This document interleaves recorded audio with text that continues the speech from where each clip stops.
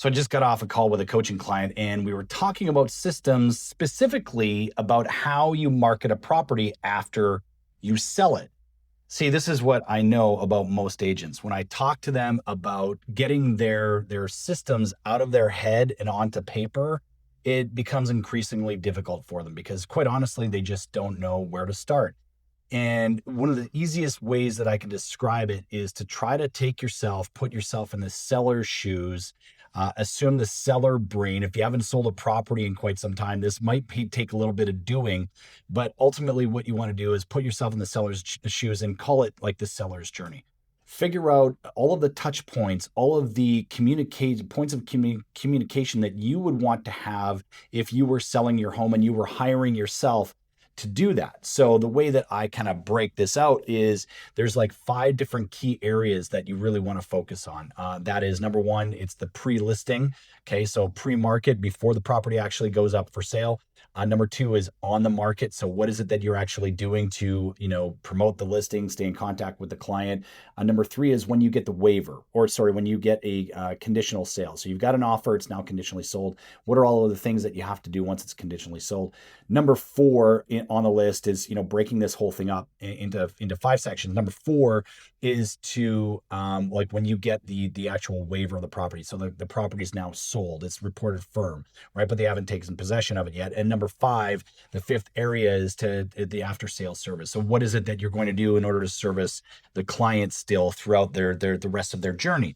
And so that would be like step one. And so step two, then, when I'm talking to a client, a coaching client, is like, okay, what is the system that you have in place now to stay in contact with your clients? Now that you've got the checklist built, what is it that you're doing to stay in contact with them? Meaning, do you have some sort of a drip campaign that you've built that you've deployed? Your clients are actually getting emails from you, and where then do you actually deploy these drip campaigns? So what I would say is, come up with a series of communication touch points that you want to have with your client over the course of the listing. So if your standard listing contract is like 90 days, how many emails is it going to take for you to stay in contact with your clients over the course of 90 days? So 90 days being 3 months, is that once a week? Is it, 2 times a month, 3 times a month? Like, how many emails are you going to need? If it's once a week, then you're going to need 12 emails. If it's twice a month or 3 times a month, do the math on that, right? So you've got one drip campaign for the life of the listing. You've got another drip campaign for when they go conditional.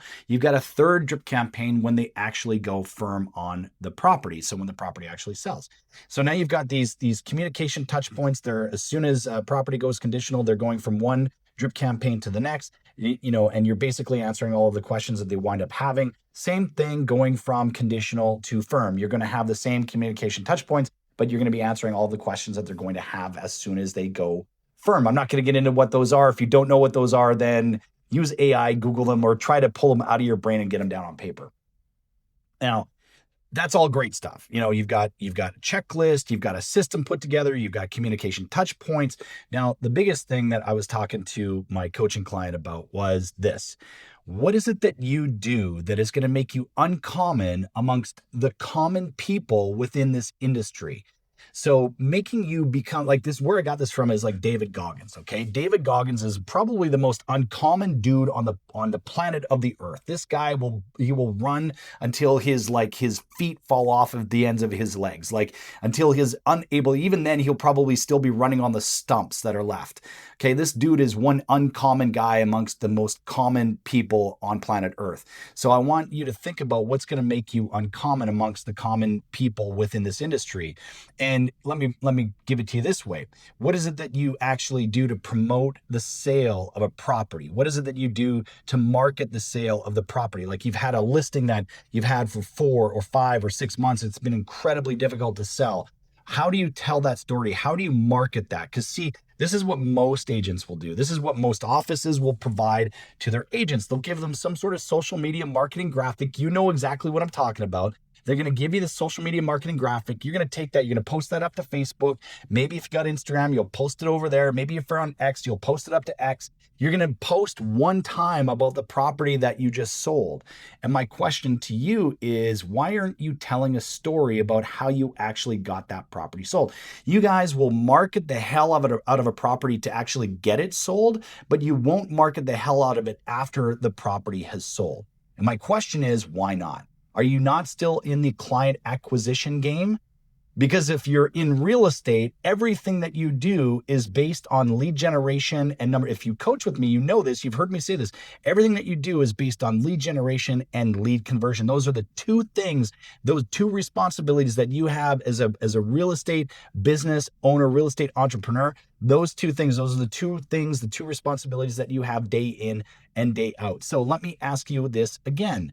If you're willing to market the hell out of a property to get it sold, why aren't you willing to market the hell out of a property after it's sold to continue the client acquisition game, right? So that's what I want you to think about for 2026 when you're planning your business out. How is it that you're going to market you're going to continue to market properties so that you can maximize that listing to acquire new clients moving forward?